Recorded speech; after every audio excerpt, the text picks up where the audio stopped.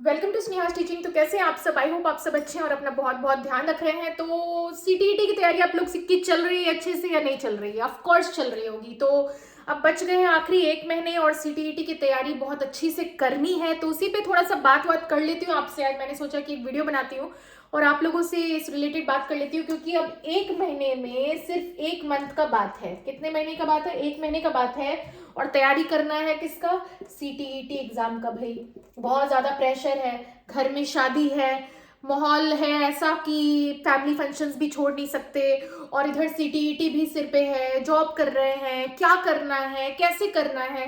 ठीक है, तो उसी पे आज थोड़ा सा डिस्कशन करते हैं और इस डिस्कशन के बाद आई होप कि आप लोगों को एक आइडिया लग जाएगा कि कैसे चीजों को हैंडल करनी है। ठीक है, तो अब एक महीने बचे हैं। ठीक है, और आप लोग अगर मान लो जॉब में हो या फिर वर्किंग हो, हाउसवाइफ हो, कुछ भी हो, और सीटीईटी का एग्जाम सर पे है, आप कैसे करोगे? ठीक है, तो इसी टॉपिक पे बेसिकली मैंने आज ये वीडियो बनाया है और हम लोग अब इसी टॉपिक पे थोड़ा सा बात करेंगे। ठीक है, तो चलिए अब इस वीडियो को ज्यादा टाइम वेस्ट ना करते हुए स्टार्ट करते हैं और आते हैं अपने टॉपिक पे कि एक महीने में, आखिरी एक महीने बचे हैं, इसमें तैयारी कैसे करनी है। देखिए, पहली बात तो ये कि एक महीने बहुत ज्यादा समय नहीं है। ठीक है, 1 मंथ कम समय। कहीं ना कहीं जो टाइम है, टाइम आपके पास क्या है, जो टाइम है वो ज्यादा है या कम है? ये वो कम है। ठीक है, अब इस कम टाइम के अंदर अब आपको सीटीईटी की तैयारी को अंजाम देना है, कंप्लीट करना है, और इस तरह से कंप्लीट करना है कि आप सीटीईटी क्या कर जाओ, क्वालिफाई कर जाओ। ठीक है, यानी कि मिनिमम 90 नंबर तो आपके बन जाएं। ठीक है, टारगेट आपको कितना का लेना है? टारगेट आपको कम से कम अगर आप 130 का टारगेट लोगे तब जाके आप 90 क्रॉस करोगे। यानी कि टारगेट, यानी कि आपके सपने जो है वो क्या होने चाहिए? बड़े होने चाहिए। सपने क्या होने चाहिए? बड़े होने चाहिए कि मैं थोड़ा सा ज्यादा नंबर जो है वो अचीव करूंगा। ठीक है, तभी आप जो है नियर अबाउट क्वालिफाइंग पे जाओगे। अगर आप 90 का टारगेट लेके जाओगे तो नहीं होने वाला है कुछ भी। ठीक है, तो अब हम लोग आ जाते हैं पॉइंट पे कि अब ये लास्ट 1 मंथ में अब हमारे पास टाइम क्या है? ऑलरेडी कम है। तो अब हम सीटीईटी की तैयारी को कैसे करें, क्या करें? तो अब अगर जब हमारे पास कोई भी एग्जाम को हम लोग जब प्रिपेयर करते हैं और जो टाइम होता है वो हमारे पास जब कम होता है, तो सबसे पहला स्टेप हमारा क्या होता है? अगर मैं आपको एकदम एक एक चीज को एक्सप्लेन कर रही हूँ, क्योंकि मैं ज्यादातर सीटेट में वीडियो जो बनाती हूँ वो स्ट्रैटेजी को लेके, मोटिवेशन को लेके ही कोशिश करती हूँ बनाने का। तो अब जब हमारे पास टाइम हो जाता है कम, यानी टाइम क्या हो जाता है? कम, तो हमें जो मेहनत है वो कम होगा या ज्यादा? मेहनत क्या होगा? ज्यादा होगा। तो चलिए, हमारा जो मेहनत है यानी जो हार्ड वर्क है, हार्ड वर्क क्या हो गया? ज्यादा हो गया, क्योंकि टाइम हमारा क्या हो गया? कम हो गया। यानी कि अब आपको नंबर ऑफ आवर, जितना आपको पढ़ना है वो ज्यादा होगा या कम होगा? वो मोर होगा। यानी कि आपको ज्यादा घंटे पढ़ने पड़ेंगे। अगर आप 2 से 3 घंटे अभी तक पढ़ते आ रहे हो तो आपको कम से कम 4 से 5 घंटे पर डे पढ़ने पड़ेंगे। जो 4 से 5 घंटे पढ़ रहे हैं एनफ है, उससे ज्यादा सीटीईटी का एग्जाम नहीं मांग रहा है कि आप दिन में 10 घंटे पढ़ो तब आपका सीटेट क्लियर होगा। ऐसा कुछ नहीं है। ठीक है, आप 4 से 5 घंटे पढ़ के भी सीटेट एग्जाम क्वालिफाई कर सकते हो यार, आसानी से कर सकते हो। ठीक है, सीटेट एग्जाम, सही बात है, कोई बहुत ही बड़ा पहाड़ नहीं तोड़ना है आपको कि इसके लिए बहुत ज्यादा समय लगेगा। ठीक है, तो 4 से 5 घंटे जो है आप पढ़िए। ठीक है, टाइम अगर कम है तो आपको हार्डवर्क ज्यादा करना पड़ेगा। ठीक है, अब आपका जमाना हो गया है यूट्यूब का, जमाना आ गया है इंटरनेट का, जमाना आ गया है गूगल का। तो ऐसे में क्या हमारा साथ सुविधा क्या है? अगर मान लीजिए आपके घर में कोई फंक्शन है, ठीक है, कोई फंक्शन है, शादी है, बच्चा हुआ है, उसकी छठी है, या फिर परिवार के लोग आने वाले हैं, फैमिली वेकेशन पे जाना है, बहुत सारी चीजें हैं। और मैं समझ सकती हूँ आप लोग 9th-10th के बच्चे नहीं हो जो बस हर बात पे ना कर दो, आप लोगों को भी बहुत सारी चीजें करनी पड़ती होगी। तो ऐसे में क्या करना है? ऐसे में क्या करना है? आपको इंटरनेट का सहारा लेना है। किस चीज का सहारा लेना है? अगर आप कहीं बाहर हो, किसी फंक्शन में हो, वहां पे आप पेपर और पेन लेके घूम नहीं सकते हो। वहां पे आप क्या करोगे? इंटरनेट का सहारा लोगे। डेटा पैक कहीं भी अवेलेबल आप कर सकते हो। जब इंडिया में हो तो आपका जो डेटा पैक है वो आपके साथ रहेगा, और आप वहां पे यूट्यूब लगा लीजिए, कान में ईयरफोन लगा लीजिए, जो भी समय बचता है उसमें थोड़ी सी क्लासेस को आप कर सकते हो। बहुत सारे चैनल्स हैं जो सीटेट की तैयारी कराते हैं, प्रीवियस पेपर बनवाते हैं, आप प्रीवियस पेपर बना सकते हो। तो ये एक स्ट्रेटजी हमारा आता है कि अगर आपके पास कोई फंक्शन है, फैमिली फंक्शन है, या आप बहुत ज्यादा बिजी हो, तो वहां पे आप इंटरनेट का यूज करके तैयारी कर सकते हो। तो आखिरी जो एक महीने हैं इसमें आपके पास टाइम कम है। एक महीने को बहुत ज्यादा समय नहीं कहते हैं किसी एग्जाम के लिए। एक महीना एक क्या होता है? कम समय होता है। तो कम समय में हार्ड वर्क यानी कि आपको कठिन मेहनत जो है ज्यादा हो जाता है, जो जितने घंटे आप पढ़ रहे हो वो ज्यादा हो जाते हैं। और अगर आप किसी फंक्शन में हो, आप किसी ऑफिस में हो, आप वर्किंग हो, आप कहीं जाते आते हो, तो ऐसे में क्या कर सकते हो, आप इंटरनेट का मदद लेके आप वहां पे पढ़ाई कर सकते हो। तो एक फुल स्ट्रेटजी हमारी ये बन सकती है कि आपको जो ये आखिरी 1 महीने है पढ़ना ज्यादा है। अब एक और बात आती है, वो नेक्स्ट मैं अभी आपको बताने वाली हूँ, क्या बात को आपको नजर में रखना है, ठीक है। अभी नेक्स्ट मैं बता रही हूँ, सब लोग पढ़ाई करते रहिए, क्योंकि पढ़ाई करना, लर्निंग का कोई उम्र नहीं है, ठीक है। डेवलपमेंट आप लोग सीटेट में भी पढ़े हो कि विकास तो एक समय पे रुक जाता है, पर वृद्धि जो है वो होते रहती है। लर्निंग की कोई एज नहीं है, आप लर्न पूरी जिंदगी जो है वो कर सकते हो, ठीक है। तो अब देखिए कि अब हमारा आता है कि आखिरी 1 महीने हैं, बाकी बच्चे भी पढ़ रहे हैं, आप भी पढ़ रहे हो, तो अब आपको क्या करना चाहिए, आपको क्या करना चाहिए, मैं लिख रही हूँ यहाँ पे, आपको करना है स्मार्ट स्टडी। क्या करना है, स्मार्ट स्टडी, यानी कि बहुत ही स्मार्टली पढ़ना होगा।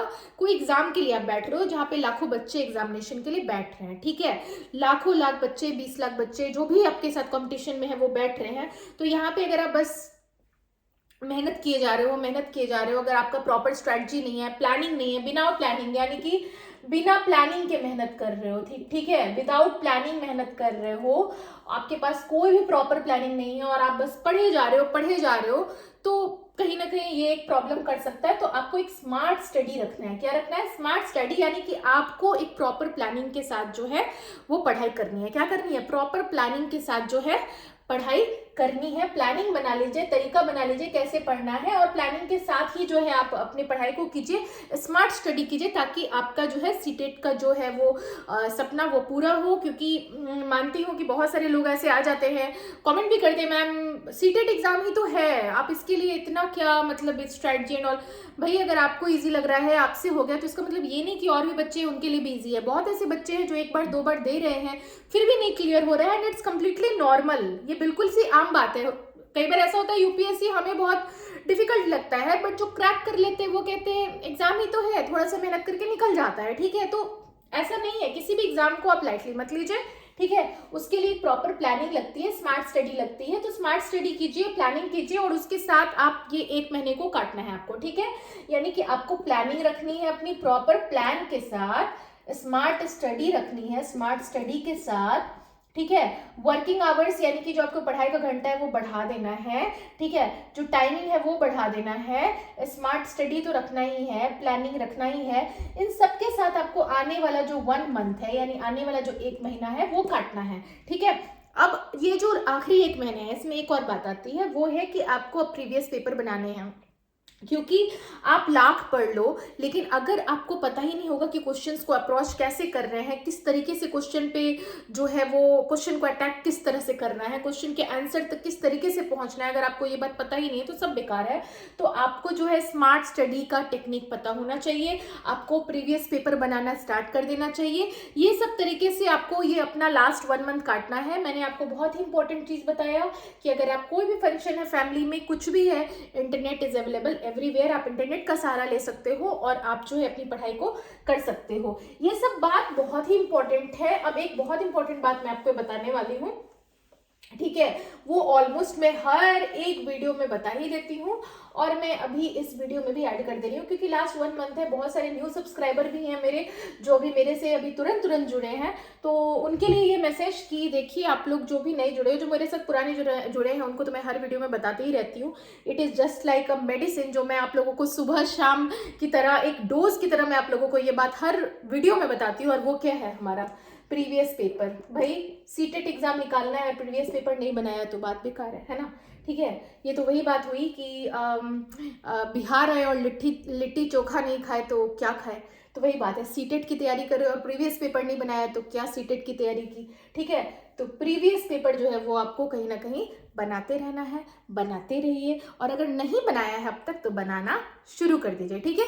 ये सब आपको करना बहुत ज़रूरी है, क्योंकि यही सब अप्रोच है जो आपको सीटेट एग्जाम में एग्जाम क्लियर करवाएगा, और सीटेट आपका उससे जो है क्लियर हो जाएगा। तो ये आखिरी 1 महीने को आप इस तरीके से यूटिलाइज कर सकते हो। तो बस यही एक बातचीत के लिए मैंने एक वीडियो बनाई, जिससे कि आप लोगों से मैं कनेक्टेड रहूं, आपकी सीटेट की प्रिपरेशन में आप लोगों के साथ मैं कनेक्टेड हूँ ही। तो बहुत ज़रूरी है कि आप लोग अच्छे से तैयारी करें। और जो मैंने आपको आज बताया, मेरा मकसद था, मैंने 2-3 बात आप लोगों तक आज पहुंचाई है। वो है कि पहली बात तो ये कि आप ना, अगर आप 2-3 घंटे पढ़ रहे हो तो कम से कम 4-5 घंटे पढ़िए।